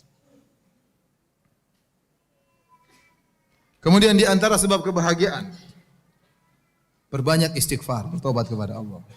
Karena tidaklah kesengsaraan ada dalam hati kita kecuali karena maksiat yang kita lakukan. Semakin Anda banyak maksiat, semakin kesengsaraan yang Anda rasakan. Dalam hadis disebutkan seorang bermaksiat, maka nukitat, ditempelkan titik hitam di hatinya. Semakin banyak maksiat, semakin hitam hatinya. Semakin susah dia khusyuk, semakin susah dia terenyuh tatkala baca ayat Al-Quran. Maka seorang perbanyak istighfar. Apa kata Nabi SAW? Tuba liman wajada fi sahifati istighfaran katsira. Sungguh beruntung orang yang mendapati dalam catatan amalnya banyak istighfar. Penghalang kebahagiaan adalah maksiat. Adalah kemaksiatan. Anda akan dibuat gelisah karena maksiat yang Anda lakukan. Anda akan dibuat khawatir berlebihan karena maksiat yang Anda lakukan. Anda akan dibuat sedih berlebihan karena maksiat yang Anda lakukan. Apa kata Allah? Ala inna awliya Allahi la khaufun alaihim wa lahum yahzanun. Ketahuilah wali-wali Allah itu orang saleh. La khaufun alaihim wa lahum yahzanun. Mereka tidak khawatir, mereka tidak bersedih. Mereka menjalani kehidupan dengan biasa. Kekhawatiran sedikit kemudian hilang. Kesedihannya sudah mau diapain? Tawakal kepada Allah. Orang yang bermaksiat tidak bisa demikian. Ada kegelisahan. Kenapa maksiat? Ada yang dia lakukan terus maksiat tersebut. Ya. Oleh karenanya kalau Anda melakukan maksiat segera bertobat kepada Allah, maka Allah akan kembalikan kebahagiaan bagi Anda. Banyak bertobat, banyak beristighfar kepada Allah Subhanahu wa taala. Di antara sebab kebahagiaan, mudah memaafkan. Mudah memaafkan. Ya ikhwan, kita hidup di zaman now ini banyak masalah. Banyak masalah. Kita punya masalah sama orang tetangga, terkadang ada masalah. Terkadang kita punya masalah sama kerabat, sama kakak, sama adik, terkadang sama orang tua kita. Ya. Tidak mudah kita menjalin silaturahmi. Ya. Terkadang sebagian kerabat kita tidak ngerti apa yang kita lakukan. Ada sebagian datang kepada saya, Ustaz, saya ini bingung Ustaz. Sama kerabat-kerabat saya. Kenapa, Mas? Saya ini kalau kasih mereka duit, mereka bilang saya sombong, sok kasih duit. Kalau saya nggak kasih, katanya pelit. Saya bingung Ustaz, gimana? Jadi ada sebagian gitu ya. Ya, sebagian gitu, sebagian kerabat tidak bisa paham apa yang kita lakukan. Kita niat baik, namun mereka salah terjemah. Mau diapain? Adik iblis yang mengadu domba. Akhirnya timbul masalah kita dengan kerabat, timbul masalah dengan adik, dengan kakak, ya. Timbul masalah dengan om, timbul masalah dengan tetangga, timbul masalah dengan teman pengajian, ya. Timbul masalah sama DKM, timbul masalah sama ustadz yang lain. Itu kejadian seperti itu. Hidup ini dengan problematika. Kan memang demikian manusia hidup dengan problematika. Ya. Nah, tatkala Anda ingin bahagia, Anda harus punya sifat mudah memaafkan. Sifat mudah memaafkan. Ya udah, maafkan aja. Kasih uzur sama orang yang mungkin dia nggak ngerti. Kok dia begitu, dia tidak menghargai saya. Mungkin dia tidak ngerti. Ente jangan dulu memvonis dia tidak menghormati Anda, tidak ini, tidak ini. Mungkin dia tidak ngerti, mungkin dia tidak tahu. Kasih uzur. Al-mu'min yatlubul ma'adir. Seorang mukmin dia mencari uzur bagi saudaranya. Wal munafik yatlubul atharat. Adapun orang munafik cari-cari kesalahan saudaranya. Kalau Anda memiliki sifat mudah memaafkan, Anda akan bahagia. Oleh karenanya para anbiya, para nabi, orang-orang yang berjiwa besar, dada mereka sangat lapang, dimusuhi oleh kaum tapi mereka mudah memaafkan, jadi mereka hidup bahagia. Kalau orang dadanya sempit, badannya besar, dadanya sempit, sedikit-sedikit ngomel, sedikit-sedikit marah, sedikit-sedikit nggak bisa tidur, stres, kenapa? Tidak mudah memaafkan. Mau tidur mikir si fulan kurang ajar, si fulan kurang ajar, si fulan murojaah, dendam. Terus gimana mau tidur? Gimana mau tidur? Dada kita ini sudah sempit kalau kita nggak isi, kalau kita isi dengan Al-Quran, isi dengan hadis-hadis Nabi, isi dengan pengajian, kita bahagia. Tapi kalau sudah isi tentang berita-berita pembunuhan, berita macam-macam, diisi lagi dendam kusumat kepada si fulan, wah gimana mau bahagia? Dada kita nggak kuat, meledak ini gara-gara diisi dengan hal yang tidak benar seperti itu. Kalau Anda mudah maafkan, Anda bahagia. Anda bahagia. Allah angkat derajat Anda dan Anda akan bahagia. Ya. Kalau kita tidak mudah maafkan, akhirnya terkadang permasalahan kita bawa ke rumah. Istri ikut kena, anak-anak ikut kena. Ya sudah, bagaimana cara maafkan Ustaz? Ya sudah, itu sudah takdir, mau diapain? Orang itu pasti mencela saya, sudah ditakdirkan 50.000 tahun sebelum menciptakan langit dan bumi, dia pasti mencela saya. Mau diapain? Ya sudah, ini mau apa? Ya sudah, terima aja. Ya udah, maafin aja lah. Allah sudah takdirkan. Kalau Anda maafkan dia, Anda akan dimaafkan oleh Allah Subhanahu wa taala. Kita harus nonton lagi. Ya udah, dia mungkin mencela saya karena ada dosa yang pernah saya lakukan. Dan benar. Akibat dosa yang pernah saya lakukan, maka akhirnya dia mencela saya. Tidak ada ya sesuatu musibah yang menimpa kita kecuali karena dosa yang pernah kita lakukan. Nah, kalau Anda mudah maafkan, terutama para ibu-ibu, mudah maafkan. Kalau saya yang punya salah, maafkan. Jangan marah-marah terus ya. Marah boleh, tapi sebentar, jangan lama-lama ya. 5 menit, setengah jam paling maksimal marah. Setelah itu sudah. Ngapain dendam lama? Dan paling tidak enak kalau seorang bermasalah sama orang dekat. Paling tidak enak. Kalau ente punya musuh di Amerika, enggak ada masalah. Sudah ente debat-debat di internet, maki-makian, sudah enggak pernah ketemu. Tapi coba kalau ente punya teman ribut sama teman kantor, tiap hari ketemu dia. Kan kita jadi enggak enak hidupnya. Tiap hari dia lewat sini, dia belok timur, kita belok selatan ya. Kita belok ting, repot. Repot, di dalam kantornya kecil, jadi muter-muter situ saja ketemu terus. Enggak enak. Enggak enak. Punya masalah sama tetangga enggak enak, tiap hari ketemu di masjid. Akhirnya cari masjid lain, sholat di masjid sana. Menyiksa diri, saya udah maafkan, selesai ngapain? Udah kita hidup. Dia maki-maki, sudah saya maafkan, sudah selesai. Ya. Jadi kita yang tentram, dia yang gelisah. Biarin dia gelisah, dia tidak mau ke masjid, kita terserah. Tapi nanti maafkan. Ya saya maafkan ini. Jadi kita tentram, santai, enggak ada beban. Kalau masalah sama orang dekat enggak enak, masalah sama adik, masalah sama kakak, masalah sama ibu, penderitaan bagi kita. Apalagi kalau masalah sama istri sudah bingung. Apalagi istrinya cuma satu, setengah mampus. Udah rumah kecil muter-muter sana, udah itu ketemu lagi, dia lagi. Udah mending ente maafin sayang. Maafkan saya sayang. Udah sayang, nanti saya belikan emas saya. Nanti saya belikan sayang. Udah peluk dia, cium keningnya, itu udah selesai. Kasih emas selesai, udah selesai. Ajak makan selesai. Perempuan kan suka dikasih hadiah. Bukan kita bilang dia matre, tidak. Dia suka dikasih hadiah. Apalagi kalau hadiahnya banyak ya. Udah, ambil hatinya. Ente omelin, ente perempuan enggak boleh begini, tapi ente enggak pernah kasih apa-apa. Ceramah aja suami saya itu. Jadi para hadirin, kalau mau hidup bahagia mudah maafkan.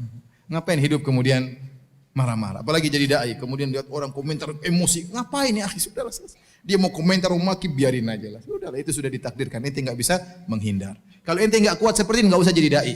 Sedikit emosi, balas lagi. Ngapain?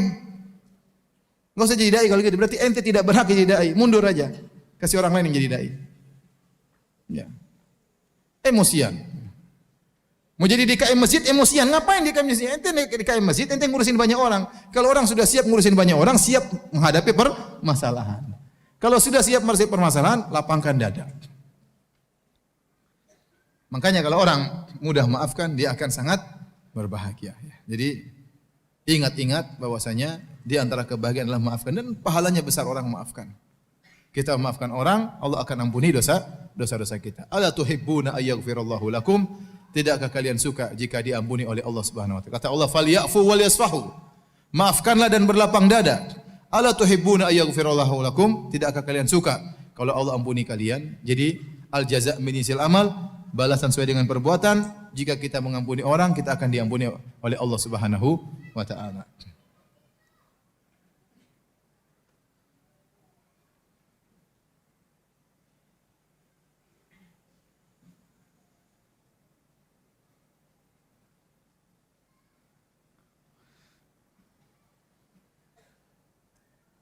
Taib yang terakhir sebelum kita buka tanya jawab. Ya. Di antara sebab kebahagiaan yang disebut oleh Syekh Sa'di rahimahullahu taala adalah membantu orang lain. Membantu orang lain. Tadi sudah saya isyaratkan di awal pengajian juga. Barang siapa yang berusaha memberi kebahagiaan kepada orang lain, Allah akan buat dia bahagia. Ya. Saya selalu ingat ya. Sejak saya kenal beliau Ustaz Abu Sa'ad rahimahullahu taala, ya, bagaimana beliau punya perhatian untuk memberikan kebahagiaan kepada orang lain. Tidak ada musibah menimpa kaum muslimin kecuali dia hadir di situ. Ada orang kena gempa, dia kumpulkan uang, dia bawa ke sana. Terjadi peperangan, dia pergi ke Suriah, dia pergi ke Yaman, dia pergi kemana-mana membantu kaum muslimin bawa bantuan. Ke Palestina, subhanallah. Waktunya, saya bilang ini orang bahagia atau tidak? Dia lebih bahagia daripada kita mungkin. Kenapa? Dia bantu orang, lihat orang senang, dia ada kebahagiaan yang Allah berikan kepada dia. Jadi waktunya demikian aja. Habis untuk bantu kaum muslimin. Jadi orang ini luar biasa. Saya belum pernah menemukan di alam nyata saya lihat seperti Ustaz Abu Sa'ad rahimahullahu taala. Untuk bayangkan waktu saya baru menikah. Saya baru menikah ya sama istri saya ya yang sekarang ya. Ya, saya dulu enggak punya modal waktu menikah sama istri. Ya, saya ingat akan hal tersebut ya. Modal saya cuma 140.000 untuk apa? Untuk mahar. Itu pun 70.000 saya utang. Maka saya bilang maharnya apa fulana, kata dia terserah ya sudah. 170.000 kan sedikit, saya belikan buku supaya banyak. Tebal. Si buku. Enggak ada hotel. Ya mau nyewa hotel mau malam pertama, sementara mahar aja duit enggak ada. Akhirnya ya sudah nikah aja. Ustaz Abu Sa'ad yang semangat waktu itu. Dia sudah ada hadir dalam acara, dia memberikan mukaddimah ya. Kemudian dia bilang, sudah Firanda enggak usah mikir. Itu waktu itu saya murid, dia guru. Ustaz Abu Sa'ad guru saya. Dan saya belum dikenal ya. Belum dikenal. Belum ada yang panggil-panggil ya. Tidak seperti sekarang ya. Belum ada. Jadi saya siapa? Saya siapa? Baru mau nikah. Belum siapa-siapa. Saya muridnya Ustaz Abu Sa'ad. Tapi ada guru yang baiknya luar biasa. Maka dia tinggalkan rumahnya sama istrinya. Dia entah tidur di mana, istrinya tidur di mana. Kata dia, udah Firanda pakai rumah saya untuk malam pertama. Jadi saya malam pertama di mana? Malam pertama, malam kedua, malam ketiga di rumahnya Ustaz Abu Sa'ad rahimahullah taala. Ada orang menakjubkan seperti ini. Luar biasa. Kita bahagia lihat dia seperti itu sama kita, mungkin dia lebih bahagia. Buktinya dia tidak pernah berhenti dari kegiatan seperti itu, berarti dia bahagia. Allah kasih dia kebahagiaan. Ternyata dia bantu kaum muslimin, ada kebahagiaan yang Allah berikan yang mungkin tidak kita rasakan. Saya ketemu dengan kawan di Universitas Madinah, orang Pakistan. Tanya Firanda, kamu kenal si Fulan? Oh, saya kenal. Saya kenal juga ada yang lulusan Pakistan si fulan. Enggak, yang ini. Siapa? Ustaz Abu Sa'ad kata dia. Yang lain juga saya kenal, tapi ini Abu Sa'ad. Kenapa?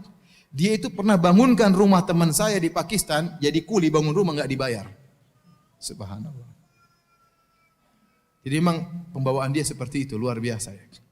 Begitu datang dari Pakistan langsung mengumpulkan uang untuk membantu kaum muslimin di Ambon waktu terjadi apa? Peperangan. Pertama saya kenal beliau. Akhirnya dia ngajar saya, akhirnya saya pakai rumahnya, alhamdulillah. Jadi ada kebahagiaan yang Allah berikan kepada orang yang membantu orang lain. Makanya kalau sahabat datang kepada Nabi, yaksu qaswata qalbihi, dia mengeluhkan tentang yashku qaswata qalbihi, dia mengeluhkan tentang keras hatinya. Maka Rasulullah SAW mengatakan, in arata talyina qalbik, kalau kau ingin melembutkan hatimu, ya, fa'atmi'il miskin wamsah ala ra'sil yatim. Maka beri makan kepada fakir miskin dan usap kepala anak yatim. Itu akan melembutkan hatimu. Apa Rasulullah SAW arahkan agar membantu orang lain. Berikan kebahagiaan bagi orang anak yatim, tidak punya ayah, tidak punya ibu, jarang ada yang mengusap apa? Kepalanya. Anak-anak yang lain disentuh kepalanya oleh bapak dan ibunya. Dia tidak ada yang sentuh, antum datang sentuh kepalanya. Tapi jangan sentuh terus, kasih duit juga. Sentuh-sentuh aja terus. Om ngapain om? Sebentar. Kasih duit juga biar dia senang. Jangan diputar-putar aja kepalanya. Tapi dia rindu akan hal tersebut. Anda kasih kebahagiaan bagi anak yatim, Allah kasih bahagia sama Anda. Hati Anda tadinya keras jadi lembut. Kasih makan orang miskin, kasih makan orang susah, nanti dapat kebahagiaan. Kenapa? Al jaza' min jinsil amal, balasan sesuai dengan perbuatan. Anda berikan kebahagiaan kepada orang lain, Anda akan ditambah kebahagiaan oleh Allah Subhanahu wa taala. Ya. Artinya para hadirin terus sempat sisihkan waktu untuk memikirkan kaum muslimin. Kalau Anda enggak bisa kasih duit, pikir yang bagaimana caranya. Bagaimana pengajian bisa jalan, bagaimana masjid bisa orang tentram. Mikir kaum muslimin. Mikir kita ada waktu, mikir istri ada waktunya, mikir anak ada waktunya. Setelah kita mikir istri, mikir anak, jangan lupa mikir kaum muslimin. Gimana caranya? Bikin proyek-proyek agama, proyek dakwah, jebak diri kita pada waktu yang bermanfaat. Kalau kita tidak menjebak diri kita dalam program yang bermanfaat, kita akan habis waktunya dan program yang tidak bermanfaat. Tapi ingat, semuanya harus ada bagiannya. Istri harus ada bagian, anak harus ada bahagianya. Ya. Oleh karenanya, kalau ingin bahagia, jangan lupa bagi kebahagiaan kepada orang lain. Sesuatu yang dibagi makin bertambah adalah kebahagiaan. Kita bagi kebahagiaan, Allah akan tambahkan kebahagiaan kita. Ya. Tentunya masih banyak sebab-sebab kebahagiaan, disebut oleh para ulama sampai puluhan. Tapi saya rasa itu di antara perkara-perkara yang penting. Ya.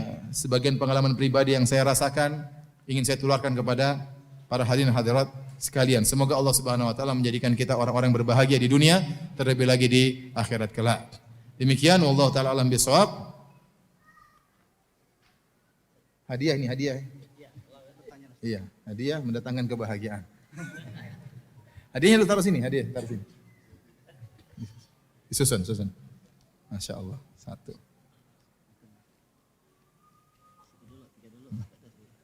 Ada berapa? Banyak. Taruh aja semua. Taruh semua ya, masuk. Menambah kebahagiaan. Susun, biar nanti kita bagi. Ya. Yang mana?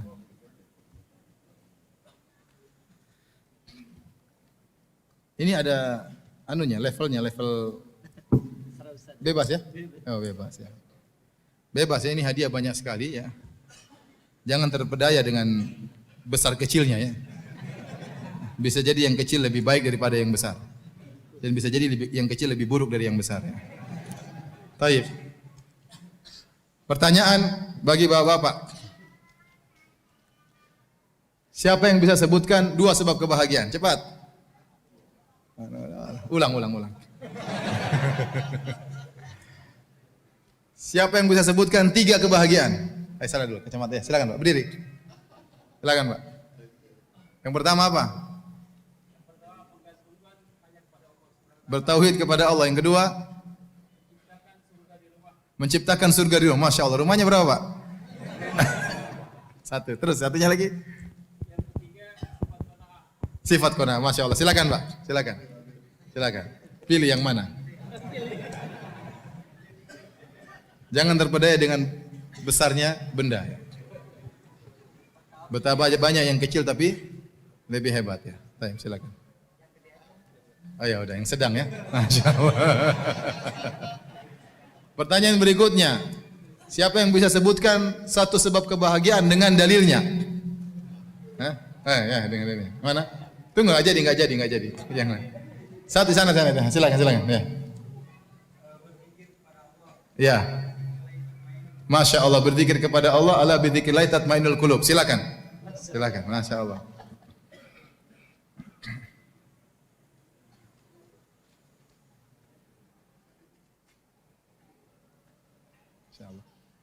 Silakan. Yang gede. Oh. Ente kena syubhat berarti.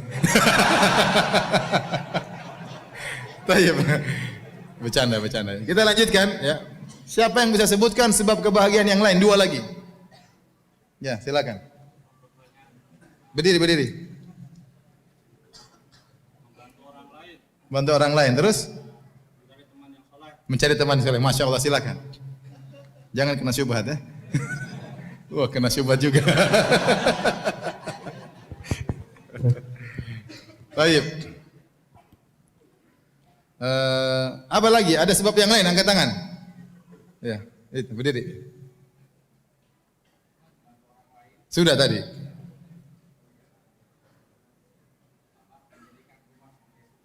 Sudah tadi. Tunggu dulu, belum kasih kesempatan ya, akhi. Kasih kesempatan saudara Anda berpikir biar dapat hadiah. Sudah tadi menjadi teman soleh. Apa lagi coba? Tunggu sebentar pikir. Tauhid sudah juga, apa lagi? Berzikir juga sudah, apa lagi? Udah 5. Apa lagi selain itu?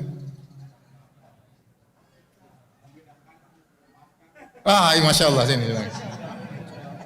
Ya, akhi sabar ya, akhi, teman mau dapat nggak mau, ente yang ambil terus ya. Silakan, pilih yang mana? Ada judul-judulnya, sehingga pilih yang mana? Ada judul-judulnya. Judul-judulnya. Jangan 2, 1 aja. Oke, sip. Baik. Seperti biasa, siapa yang paling datang dari tempat yang paling jauh? Angkat tangan. Yang paling tempat paling jauh. Dari mana? Saya bukan dari mana? Dari mana? Cibarusa. Ada yang lebih jauh dari Cibarusa? Hah? JPL itu lebih jauh kan? Lebih dekat. Dari mana? Dari mana? Dari Kebumen. Saya nggak tanya asal dari mana. Benar, dari Kebumen jauh, tapi maksud saya yang datang pengajian langsung dari temannya Kebumen. Sini, apa sini. Saya dari Papua masalahnya. Silakan, fadal.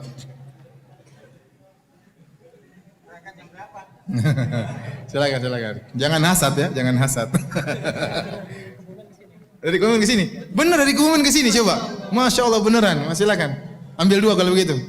Ambil 2 buat istrinya, ambil 1 lagi. Ambil lagi apa? Ambil apa? Ambil lagi.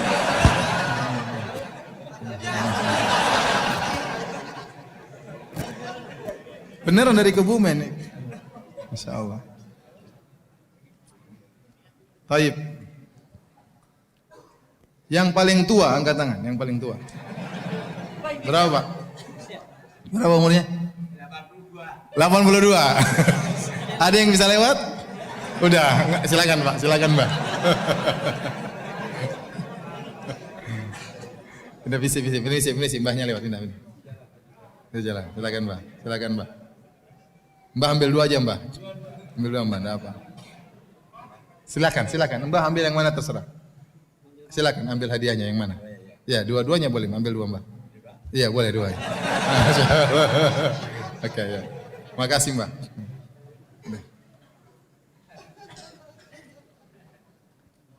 Apalagi nggak habis-habis ya. Masya Allah, banyak hadiahnya.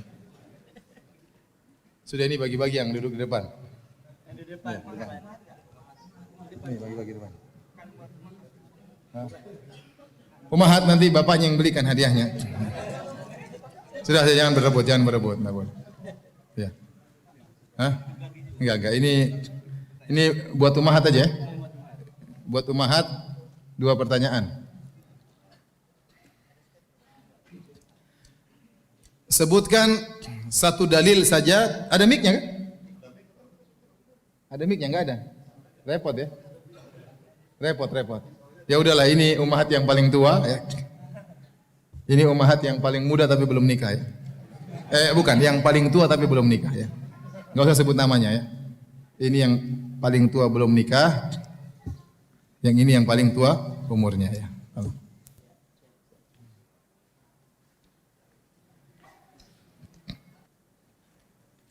Ada pertanyaan dari pemirsa Ahsan TV. Apakah ketakutan, kegelisahan, kekhawatiran itu ujian dari Allah atau tidak? Iya, itu ujian. Itu ujian dan itu musibah.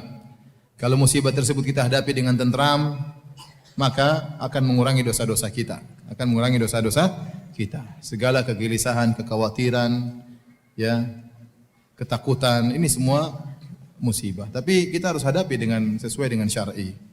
Tidak boleh berlebihan berlebihan, tidak baik. Itu yang diinginkan oleh syaitan. Sehingga akhirnya kita tidak bisa bertindak, tidak bisa beramal, tidak bisa berbuat karena kesedihan yang berlebihan. Itu tidak boleh. Kekhawatiran juga berlebihan juga tidak boleh. Maka harus kita timbang dengan timbangan syar'i. Saya ikhwan pengguna rokok elektrik. Saya mau tanya hukum rokok elektrik itu apa ya? Saya takut terjebak dalam syubhat. Rokok elektrik itu yang mana? Yang asapnya banyak itu ya? Itu ada ini enggak? Nikotinnya gitu-gitu ada enggak? Ada. Ada yang enggak boleh lah. Kalau mengganggu kesehatan maka itu tidak boleh. Atau ada rokok herbal. Kalau rokok itu mengganggu kesehatan ya tidak boleh ya.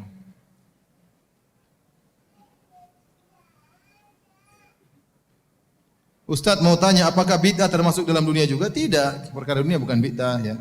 Mikrofon bukan bid'ah, televisi bukan bid'ah ya. Bid'ah tidak berkaitan dengan sarana, bid'ah berkaitan dengan tujuan. Masjid, pondok di zaman Nabi tidak ada pondok. Apakah pondok bid'ah? Tidak, itu sarana untuk belajar. Sarana untuk belajar ya. Di zaman Nabi tidak ada ilmu nahwu dan shorof. Maka itu bukan bid'ah karena itu bukan tujuan. Itu hanyalah sarana untuk belajar bahasa Arab supaya mudah memahami Al-Quran dan Sunnah. Di zaman Nabi tidak ada ilmu jarh wa ta'dil, ilmu tentang kredibilitas para perawi, mengetahui kredibilitas para perawi. Di zaman Nabi tidak ada karena tidak perlu para sahabat dengan langsung hadis dari Nabi. Di zaman sekarang ada ilmu tersebut untuk memeriksa rawi ini thiqah atau dhaif, tapi itu sebuah adalah sarana. Di zaman Nabi tidak ada jembatan. Jembatan digunakan untuk kebaikan, enggak ada masalah. Saya sering sampaikan contoh seperti masalah tasbih. Kita dalam banyak hadis ada zikir-zikir yang harus dihitung. Atau seorang bebas yang ingin berzikir berapa kali terserah, mungkin saya hitung hari ini 100 200 lama tidak dia meyakini sesuatu. Ya. Tapi ada zikir-zikir yang perlu hitungan. Nah, kalau orang menggunakan tasbih sebagai alat bantu hitung, maka itu enggak ada masalah. Karena itu hanyalah sarana untuk menghitung. Tapi kalau tasbih tersebut dijadikan ritual, kalau tasbih dengan zikir dengan tasbih lebih besar pahalanya, apalagi tasbihnya sudah diinapkan di kuburan, apalagi tasbihnya terbuat dari kapal kayu Nabi Nuh. Saya pernah ditanya begitu, Ustaz, bagaimana hukum tasbih yang terbuat dari kapal kayu Nabi Nuh? Dari apa? Kayunya kapal Nabi Nuh. Ini gimana ini? Sudah kapal Nabi Nuh dirusak lagi dibikin apa? Tasbih ya. Tasbih taruh gantungan, jadikan buat apa? Jadi apa? Digantungan, dikalungkan. Ada orang seperti itu, tasbih jadi kalungkan. Enggak perlu. Itu berarti bukan jadi sebagai sarana lagi. Ya. Lalu tasbih besar-besar begini buat apa? Tasbih kecil yang penting bisa buat apa? Hitung. Enggak boleh tasbih panjang sekali. Enggak perlu. Yang penting bisa. Kalau enggak ada tasbih pakai yang ini juga, digital boleh. Itu kan alatnya fungsinya untuk apa? Menghitung. Ada tasbih, saya lihat besar. Saya bilang ada lagi yang lebih besar enggak? Katanya enggak ada. Ini paling besar ya. Ini zikirnya subhanallah, subhanallah, subhanallah. Ya udah begini aja penting subhanallah dan subhanallah. Jadi beda antara sarana dan tujuan, beda antara dunia dan masalah agama.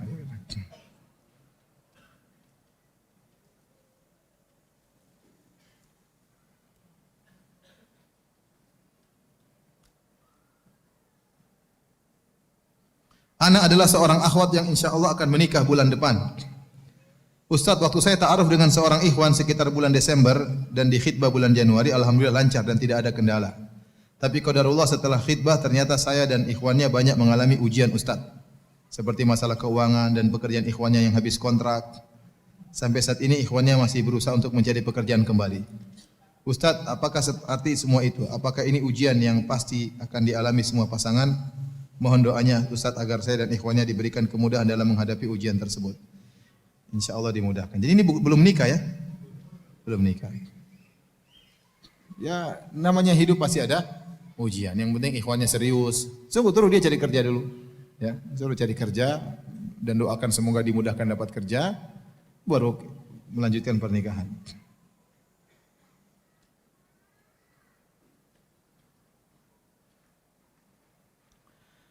Tapi demikian saja kajian kita para hadirin dan hadirat. Banyak pertanyaan tidak bisa saya jawab karena keterbatasan ilmu. Semoga pertemuan kita diberkahi oleh Allah Subhanahu wa taala dan menjadi pemberat timbangan kebajikan kita di akhirat kelak. Kurang lebihnya saya mohon maaf.